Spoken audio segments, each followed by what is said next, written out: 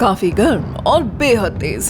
हाँ जी हाँ, वो मैं हूँ। ओह रुकिए, आपका मतलब अंतरिक्ष के किसी चीज से है? ठीक है, सबसे पहले उन्होंने पेग 51 की खोज की। ये एक एक्सोप्लैनेट है जो हमारे जैसे स्टार का चक्कर लगाता है। एक्सोप्लैनेट हमारे सोलर सिस्टम के बाहर का प्लैनेट होता है जो किसी ऐसे स्टार का चक्कर लगाता है जो असल में सूर्य नहीं है। ये प्लैनेट हमें अब तक मिली किसी भी अन्य चीज से पूरी तरह अलग लगा था। करीब जुपिटर के बराबर डायमीटर, लेकिन गैस जायंट के मास का आधा। इस एक्सोप्लैनेट को अपने स्टार का चक्कर लगाने में बस 4 दिन लगते हैं, जो नामुमकिन लग रहा था। इतने बड़े पैमाने पर किसी चीज के लिए ये पक्के तौर से बहुत तेज गति थी। साथ ही वैज्ञानिकों ने पूरे स्पेस में हॉट जुपिटर नाम की चीज ढूंढनी शुरू कर दी। बहुत सारे गर्म गैस जायंट अपने स्टार से केवल कुछ लाख मील की दूरी पर जमे हुए थे। कभी कभी कुछ स्पेस बॉडीज अपने स्टार्स के बहुत करीब से चक्कर लगाती हैं और उनमें से कई पृथ्वी से कई गुना बड़ी होती हैं। जिन सोलर सिस्टम में उन्हें हॉट जुपिटर मिले वे हमारे जैसे नहीं है। हमारे पास एक साफ सुथरा सिस्टम है जिसके अंदर छोटे चट्टानी प्लैनेट हैं और बाहर की तरफ बड़े गैस जायंट मौजूद हैं। साथ ही उनमें से लगभग सभी अपने तय रास्ते पर चलते हुए सूर्य का चक्कर लगाते हैं। सब कुछ बिल्कुल सही तरीके से होता रहता है। जब कोई तारा बनने की शुरुआती चरण में होता है तो वो अपने चारों ओर गैस, मलबे और धूल की एक डिस्क बनाता है। इसे एक्वेशन डिस्क कहा जाता है। ये गैसें अपने ग्रेविटेशनल फोर्स के कारण धीरे धीरे स्टार की तरफ खिंच जाती हैं। वैसे ये एक तरह के स्टेलर व्हर्लपूल यानी भंवर की शुरुआत होती है। डिस्क के बाहरी हिस्से सेंटर के मुकाबले ज्यादा गैस वाले होते हैं। समय के साथ इस भंवर का असर और भी मजबूत होता जाता है। हॉट जुपिटरों के साथ भी ऐसा ही होता है, जिसके कारण ये गैस जायंट सामान्य से ज्यादा तेजी से चक्कर काटना शुरू कर देते हैं। ये इसे एक कसे हुए स्पाइरल की तरह स्टार की ओर भी ले जाता है। किस्मत से हमारा जुपिटर गर्म जुपिटर नहीं बन पाया। हमारे गैस जायंट ने अपने जीवन की शुरुआत एक बर्फीले पृथ्वी के आकार के एस्ट्रॉइड के रूप में की थी, जो हॉट जुपिटर के बनने के तरीके से अलग है। जिस समय ये बन रहा था उस समय जुपिटर सूर्य के करीब 4 गुना दूर था, जैसा कि आज है यूरेनस और नेपच्यून के बीच कहीं। हमारे सूर्य की एक्वेशन डिस्क में जुपिटर के पहली बार बनने के करीब 20 से 30 लाख साल बाद इस 70 करोड़ साल लंबे फेज को एस्ट्रोनॉमर्स ने ग्रैंड टैग कहा। टैग एक ऐसी चीज होती है जो किसी बोट के रास्ते में आने वाले पानी पर तैरते सिग्नल की ओर आते जाते उसकी तरफ न जाकर अचानक मुड़कर उसकी साइड से निकल जाती है। फिर ये स्पीड पकड़ लेती है और उस दिशा में चली जाती है जहां से ये आई थी। वही काम जुपिटर ने करना शुरू किया था।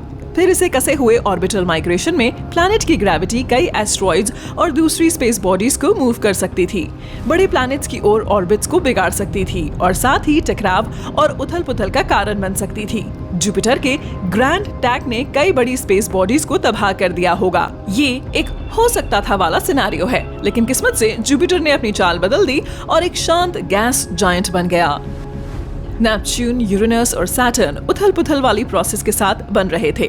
शनि इतना बड़ा हो गया था कि उसकी ग्रेविटी जुपिटर को उसके ऑर्बिट से दूर खींचने लगी, लेकिन कुछ समय बाद इन गैस जायंट के ऑर्बिट लॉक हो गए। फिर दोनों अपने बीच बची गैसों को दूर करने में कामयाब रहे। वैसे ये गैस प्लैनेट के माइग्रेशन के लिए एक तरह का फ्यूल का काम करती थी।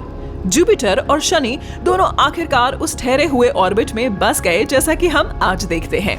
जुपिटर अभी भी समय समय पर इनर प्लैनेट्स पर 1-2 बर्फीले एस्ट्रॉइड्स को गिरा सकता है, लेकिन जब हमारा प्लैनेट नया था तो ये उन प्रोसेस में से एक हो सकता था जिसने पृथ्वी पर महासागरों को तैयार किया। लेकिन जुपिटर इन दिनों ज्यादा शांत है। शनि की ग्रेविटेशनल फोर्स ने सिचुएशन को स्थिर किया और अब इसे कंट्रोल में रख रही है। अब जुपिटर हमें प्रोटेक्ट कर रहा है। ये हमारे सोलर सिस्टम के अन्य प्लैनेट्स के कुल मास का करीब 2.5 गुना है। ये एक तरह से ग्रेविटेशनल शील्ड है जो सोलर सिस्टम के अंदरूनी भाग के चारों ओर चक्कर लगाता है। जुपिटर आने वाले मलबे और एस्ट्रॉइड्स को अंदर वाले प्लैनेट्स बुध, शुक्र, पृथ्वी और मंगल से दूसरी दिशा में भेजते हुए हम सभी को सेफ रखता है। इसी वजह से पृथ्वी की हमेशा रक्षा हुई है। इसीलिए हमारे प्लैनेट को मुश्किल लाइफ फॉर्म्स को डेवलप करने के लिए काफी वक्त मिला। फिर ये एस्ट्रॉइड्स गर्म जुपिटर या दूसरी स्पेस बॉडीज के हाथों तबाह नहीं हुई। जुपिटर अकेला ऐसा प्लैनेट नहीं था जो पृथ्वी से टकरा सकता था। वैज्ञानिकों को लगता था कि मरकरी यानी बुध हमारे प्लैनेट के साथ हिट एंड रन एक्सीडेंट में शामिल हो सकता है। मरकरी हमारे सोलर सिस्टम का सबसे अंदर वाला प्लैनेट है। ये सूर्य के सबसे नजदीक सबसे छोटा प्लैनेट है। ये समय के साथ और छोटा भी होता जा रहा है। इस वक्त इसका डायमीटर 4 अरब साल पहले के साइज के मुकाबले लगभग 9 मील छोटा हो गया है। वैज्ञानिकों का मानना है कि ऐसा इसलिए हो रहा है क्योंकि प्लैनेट का कोर आयरन से बना है। फिर ये आयरन ठंडा होकर ठोस होता जा रहा है, जिससे धीरे धीरे प्लैनेट का साइज कम होता जा रहा है। मरकरी हमारे सोलर सिस्टम में सबसे ज्यादा क्रेटर वाला प्लैनेट है। इसका एटमॉस्फेयर वास्तव में पतला है, इसीलिए ये प्लैनेट को मीटियोर से सेफ रखने के लिए कुछ नहीं कर सकता। मरकरी की सरफेस पर सबसे बड़ा गड्ढा कम से कम 963 मील चौड़ा है। ये पश्चिमी यूरोप में जर्मनी से पुर्तगाल तक फिट हो सकता है। जिस चीज ने ऐसा गड्ढा बनाया है वह कम से कम 62 मील लंबी रही होगी। इन सभी क्रेटरों के साथ मरकरी हमारे चंद्रमा की तरह दिखता है। ये दूसरे प्लैनेट्स के मुकाबले तेजी से सूर्य का चक्कर लगाता है, इसीलिए मरकरी पर एक साल पृथ्वी के करीब 88 दिन तक रहता है। इसका मतलब है कि हर 3 महीने या उससे भी ज्यादा बार जन्मदिन मनाना। साथ ही प्लैनेट इतनी स्लो स्पीड से रोटेट होता है कि मरकरी का एक दिन पृथ्वी के करीब 59 दिनों तक रहता है।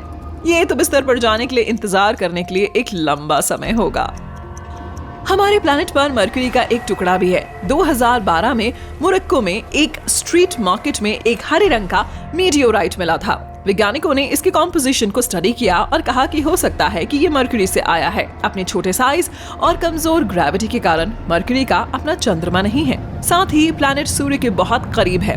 वैसे हमारे सोलर सिस्टम में बिना चंद्रमा वाला दूसरा प्लैनेट वीनस है। मरकरी की क्रस्ट वास्तव में पतली है, किसी अच्छे पिज्जा की तरह।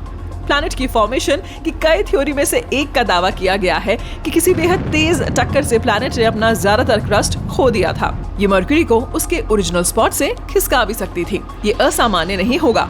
हमारे सोलर सिस्टम में गैस जाइंट भी उस लोकेशन पर नहीं बने थे जहां वे आज हैं। मरकरी का एक एक्सेंट्रिक ऑर्बिट भी है, जिसका मतलब है कि इसे अपने पुराने ऑर्बिट से हटाकर एक नए ऑर्बिट में ले जाया जा सकता था।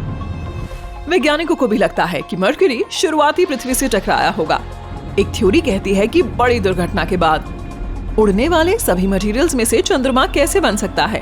मिक्स में मरकरी की क्रस्ट के टुकड़े भी हो सकते हैं। एक्सोप्लैनेट केपलर 107b और केपलर 107c प्लैनेट्स की एक जोड़ी है जो केपलर 107 सिस्टम में हमारे सूर्य के जैसे किसी स्टार का चक्कर लगाते हैं। ये हमसे लगभग 1700 प्रकाश वर्ष दूर है। इन प्लैनेट्स का साइज लगभग एक जैसा है। दोनों का रेडियस पृथ्वी से करीब 1.5 गुना है, लेकिन उनमें से एक केपलर 107c दूसरे के मुकाबले लगभग 3 गुना ज्यादा घना है। ऐसा इसलिए है क्योंकि प्लैनेट्स की कॉम्पोजिशन अलग है।